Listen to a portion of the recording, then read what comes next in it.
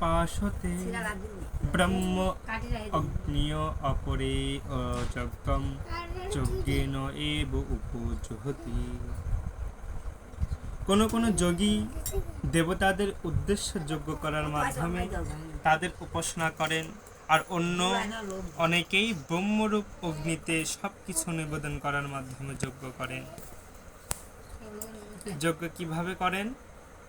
কোন কোন যোগী দেবতাদের উদ্দেশ্যে যজ্ঞ করেন, আবার কেউ কেউ কি করেন ব্রহ্মরূপ অগ্নিতে সবকিছু নিবেদন করার মাধ্যমে যজ্ঞ করেন। কেমন? বিভিন্ন লোকের বিভিন্নভাবে যজ্ঞের অনুষ্ঠান করেন, কিন্তু বাস্তবিক পক্ষে যজ্ঞ কেবল ভগবান শ্রী বিষ্ণুকে তুষ্ট করার জন্যই অনুষ্ঠানিত হয়। এবং বিষ্ণু আর এক নাম যজ্ঞ, বিষ্ণুর আর এক নাম কি? যজ্ঞ। যজ্ঞটা আমরা তো যজ্ঞ করি, কিন্তু যজ্ঞের অধিপতি দেবতা কে? বিষ্ণু। বিষ্ণুকে সন্তুষ্ট করার জন্যই আমরা যজ্ঞ করি, বিভিন্ন যজ্ঞ করি। এই সমস্ত অনুষ্ঠানকে দুইটি ভাগে ভাগ করা যায়।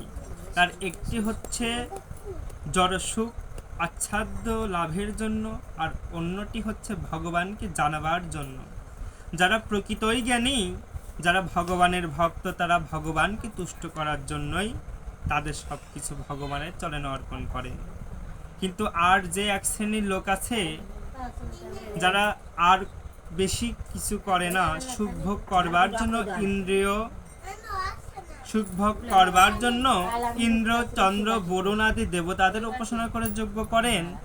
এই সমস্ত দেবতা হচ্ছে অগ্নি বায়ু জল বজ্র আদি প্রকৃতির বিভিন্ন শক্তির পর্যবেক্ষণ। কি দুইটি শ্রেণীর লোক এরকম? একটি শ্রেণীর লোক হচ্ছে সমস্ত কিছু ভগবানের প্রতি অর্পণ করে, ভগবানকে সন্তুষ্ট করার জন্য যজ্ঞ করে।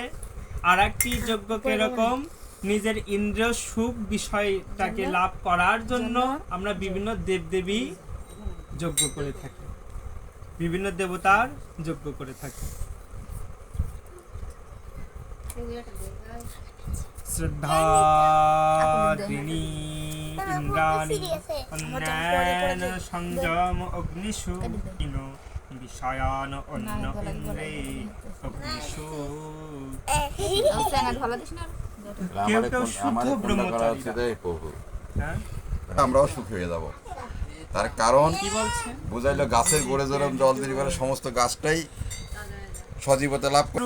অগ্নিতে শ্রবণাদি ইন্দ্রগুলিকে আহুতি দেন।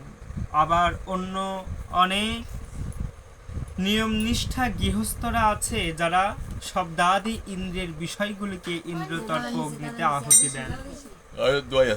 কি দুইটি শ্রেণীতে বিভক্ত করেছে। একটা কি? ব্রহ্মচারীরা কি করে? ব্রহ্মচারীরা ইন্দ্রগুলিকে আহুতি দেন। আর গৃহস্থ লোকরা কি করে? গৃহস্থ লোকরা ইন্দ্রের বিষয়গুলিকে ইন্দ্ররূপ অগ্নিতে আহুতি দেন। এটাই হচ্ছে দুইজনের পার্থক্য।